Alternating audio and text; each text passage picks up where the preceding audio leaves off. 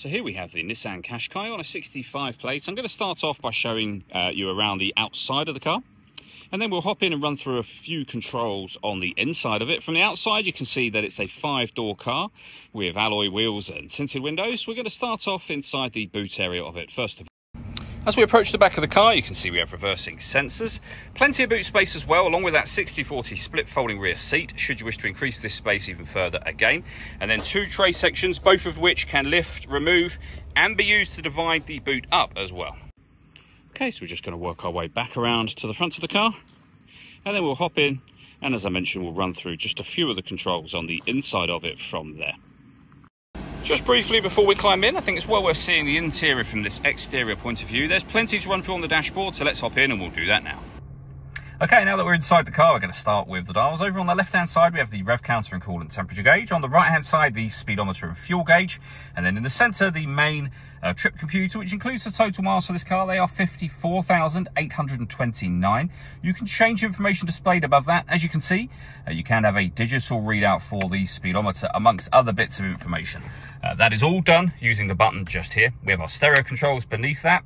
Over on the left-hand side, we have cruise control, speed limiter, and our phone controls as well. You can only use your phone controls once you pair the phone up to the car, and that is done over on the touchscreen in the center just here. Hit the phone button, and then you'd hit connect and pair new device. Follow the instructions from there, of course. When it comes to music, we have AM, DAB, and FM radio. We have a CD player.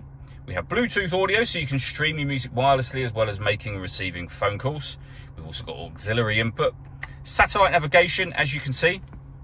And on top of all of that, we have a full 360 parking camera to go along with the parking sensors. So just there is a bird's eye view image of the car and a reversing camera. And it goes a couple of steps beyond that. You can get the front facing camera and the bird's eye view, or a front facing camera and the front passenger side wheel. Beneath that, we have dual zone climate control. You can adjust the passenger temperature, the driver temperature. You can increase and decrease the fan speed. You can determine what direction you'd like the air to be distributed in. When you're happy with those settings, your air conditioning is off, back on again, or hit auto.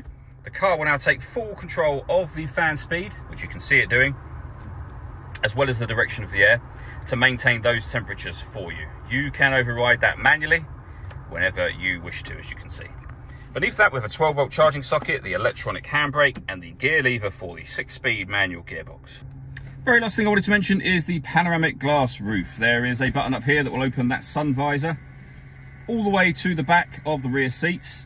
Although the glass section itself is fixed in position, as you can see, that lets in a huge amount of extra light to the cabin area. All that leaves me to say is thank you for taking the time to watch this video. If you'd like to come and see the car in person and have a test drive, please feel free to give us a call here at Surrey Specialist Cars. We'd love to hear from you soon.